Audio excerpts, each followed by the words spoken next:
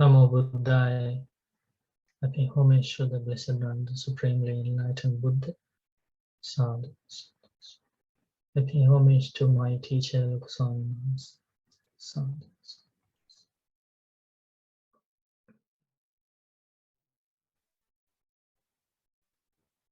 Mahācunda Sutta from the Book of the Tenth, Anguttara Nikaya, Numerical Discourses of the Buddha. Okay, so we are going to learn this deep Dhamma about the subtlest thing in the world, which is the mind, one's own mind. And also we know that this path is about purifying the mind. Why? Because the purified, the cleansed mind will show us the truth of the life, right? Vipassana means the truth, the true nature of things. And seeing things as they really are is the path to freedom, path to liberation from suffering. But unfortunately, we have been unable to see that because of these obstacles of the mind, hindrances of the mind that prevent us from seeing the truth, prevent us from exploring the roots of suffering, prevents us from exploring the roots of defilements. But Buddha discovered this excellent path to cleanse the mind and find all the roots of defilements, roots of suffering, and uproot them. So they will no longer grow. And that will be the end of this cycle of rebirth. To do that, we need to first recognize those negative qualities of the mind, those unwholesome mind states. Otherwise, we don't know. We think, oh, no, this is a good quality of the mind and we should keep it, we should nourish it. But in reality, it is something to be abandoned. How do we know? We need to learn these suttas. Today we are going to learn about these negative mental states of the mind that hinder us from realizing the truth, and also the way to abandon them. I'm going to use two deep suttas for that, but this is the start. Who is going to start reading? Namo Buddhaya Bhante. Can I try to read, please? Okay, one. At one time, Venerable Mahācunda was staying in the land of the Satis at Sahajati. There he addressed the mendicants. Reverend mendicants. Reverend, they replied. Venerable Mahācunda said this. Reverends, a mendicant who makes a declaration of knowledge says, I know this teaching. I see this teaching. Suppose that greed masters that mendicant and keeps going, or that hate, delusion, anger, hostility, disdain, contempt, stinginess, nasty jealousy, or corrupt wishes master that mendicant and keep going. You should know of them. This venerable does not have the understanding that would eliminate greed, so greed masters them and keep going. They don't have the understanding that would eliminate hate, the delusion, anger, hostility, disdain, contempt, stinginess, nasty jealousy, or corrupt wishes.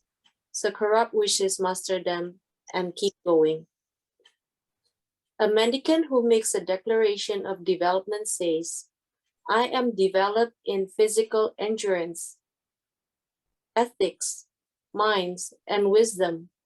Suppose that greed masters that mendicant and keep going, or that hate, delusion, anger, hostility, disdain, contempt, stinginess, nasty jealousy, or corrupt wishes master that mendicant and keep going. You should know of them. This venerable does not have the understanding that would eliminate greed, so greed masters them and keeps going. They don't have the understanding that would eliminate hate, delusion, anger, hostility, disdain, contempt, stinginess, nasty jealousy, or corrupt wishes. So corrupt wishes master them and keep going. A mendicant who makes a declaration of both knowledge and development says, I know this teaching, I see this teaching, and I am developed in physical endurance, ethics, minds, and wisdom. Suppose that greed master that mendicants and keep going, or that hate, delusion, anger, hostility, disdain, contempt, stinginess, nasty jealousy, or corrupt wishes master that mendicant and keep going. You should know of them. This venerable does not have the understanding that would eliminate greed, so greed master them and keeps going.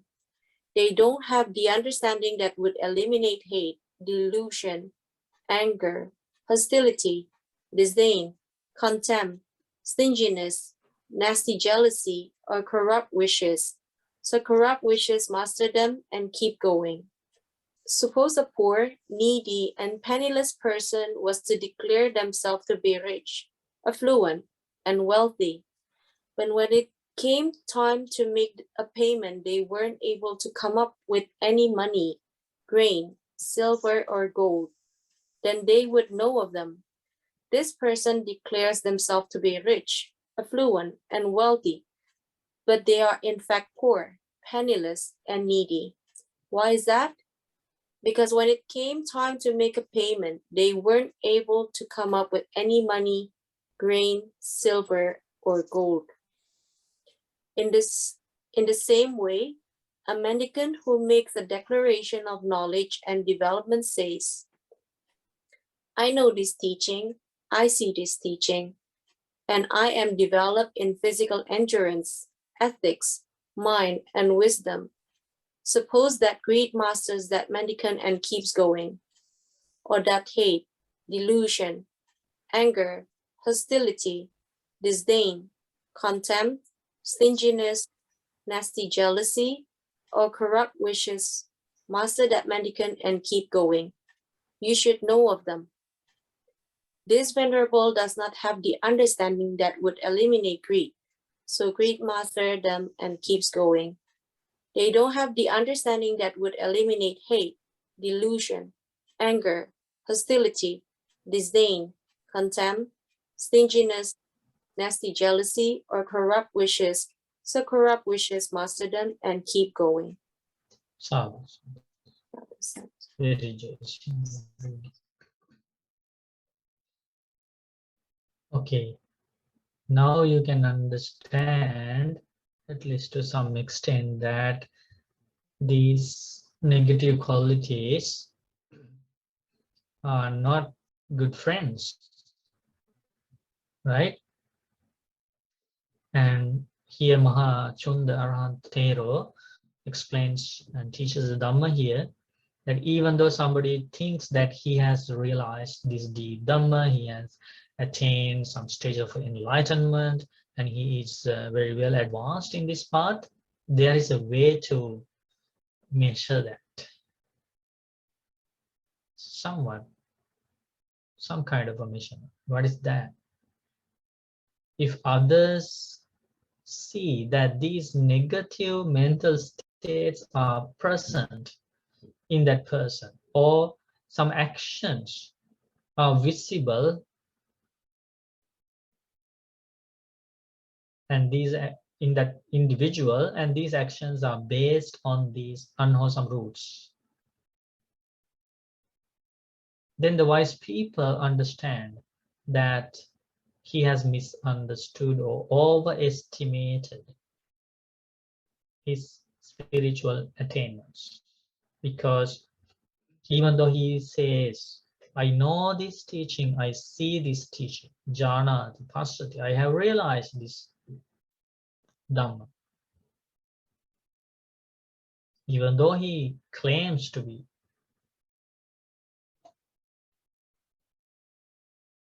but if these negative qualities are present, and if the actions his actions, some of his actions are based on these negative qualities, he has not seen the Dhamma. He has, he doesn't know the Dhamma, he doesn't see the Dhamma. So it is very important to understand. And then the absence of these negative qualities means that he has achieved some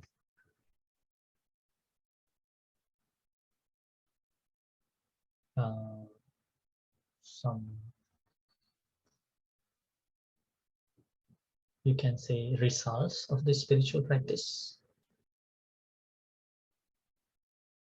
and he's kind of well established in the path.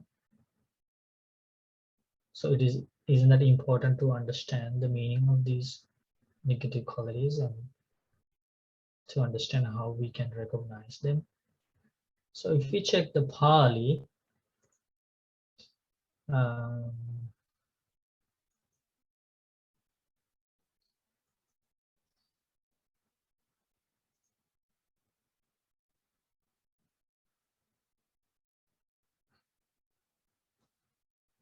the meaning of greed. Greed means lobho, right?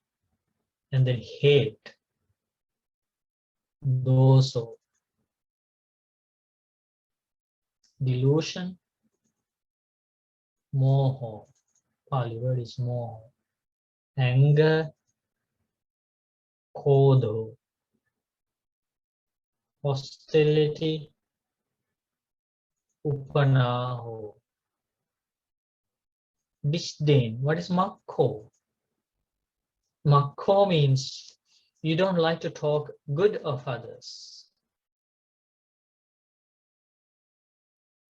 You try to stop others from talking somebody else's good qualities. Or you try to erase the good reputation of somebody. That's makko. Halaso. What's the meaning of contempt?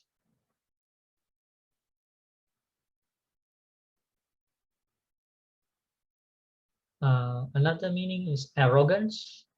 Do you know the word arrogance? Somebody is very arrogant. Egoistic. Macharya, stinginess. You don't want to share anything with others. Stingy. And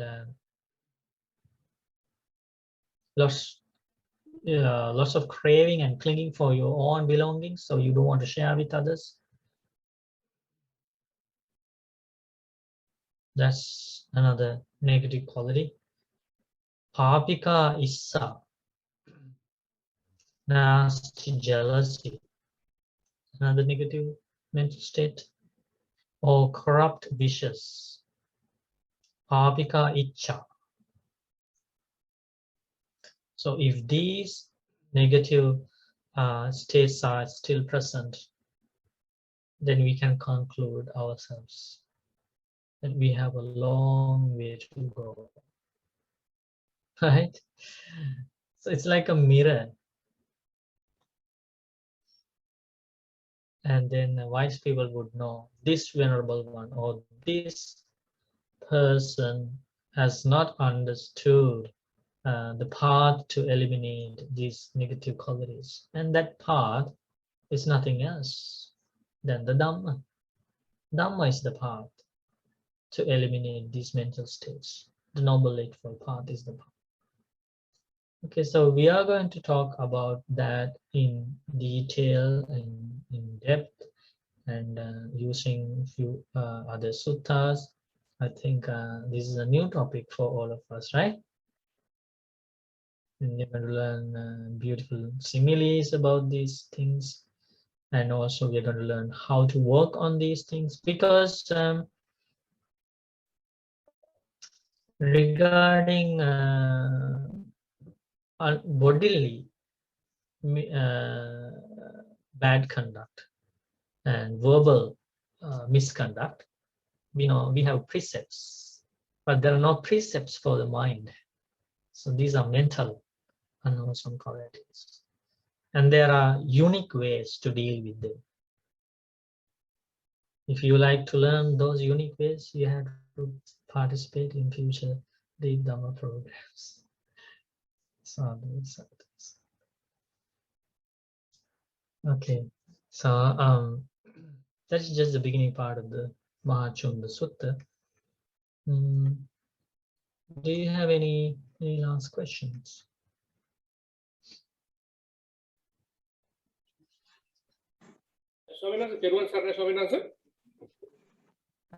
Yes, please ask your question. I have a question. In Diganikaya Sutta, some Diganikaya Suttas, when Buddha explains about Nivarana, he used the word Vyapada Padosa. So can you explain Yes. the meaning between Padosa and Vyapada? And at the same time, can you explain the difference between Abhijja and Vismalobha? Sometimes he uses the both words same time. And Vismalobha and Vyapada Padosa, those meaning of Yes. So Abhijja, there's a specific explanation about Abhijja.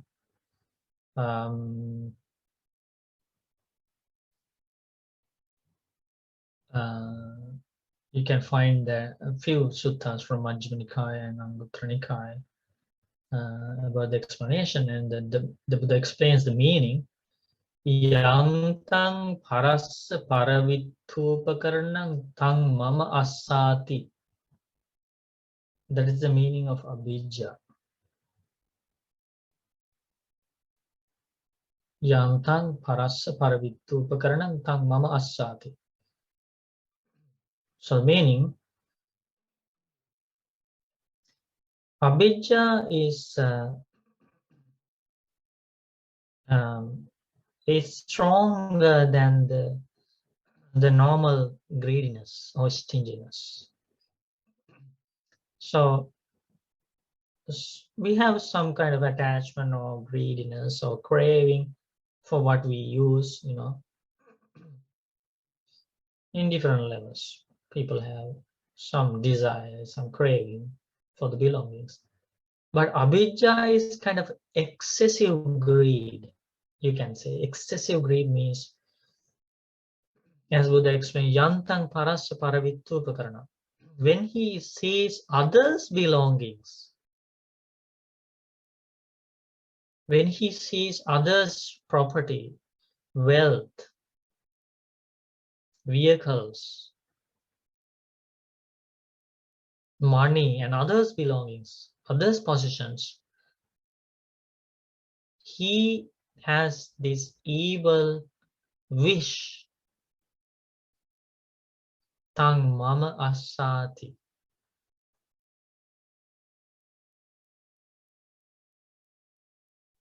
May I be the owner of those. That is his evil wish. Isn't that an excessive greed?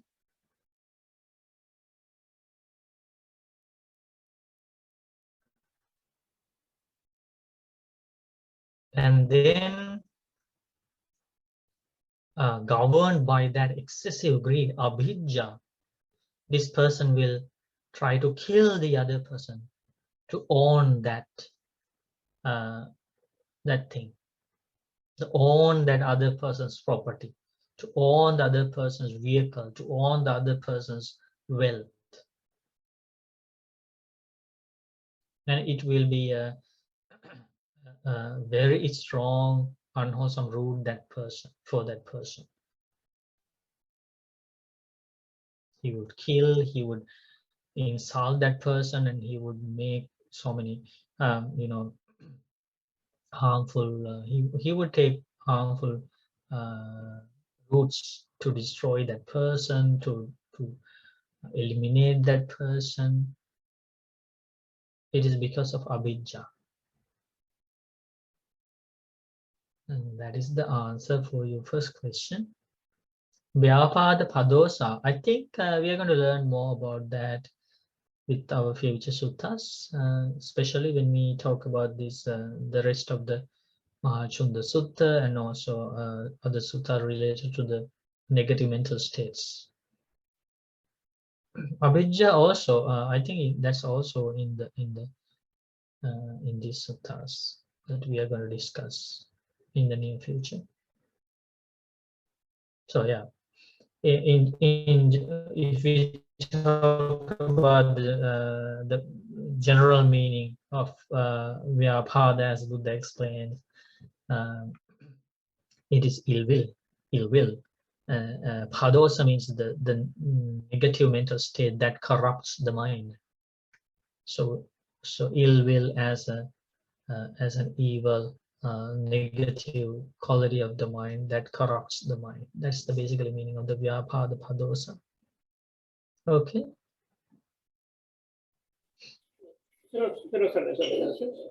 Vishamaloba is the same as Avijja, or it's a different?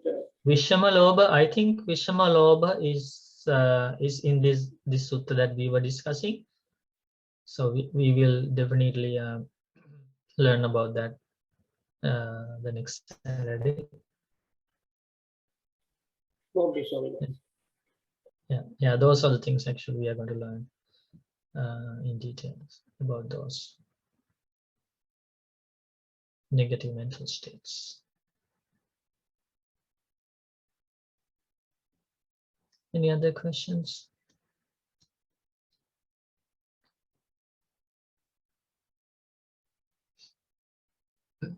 So everybody is happy about the spiritual path and about the opportunity to learn about ourselves. We are not learning about anything external, yeah, right?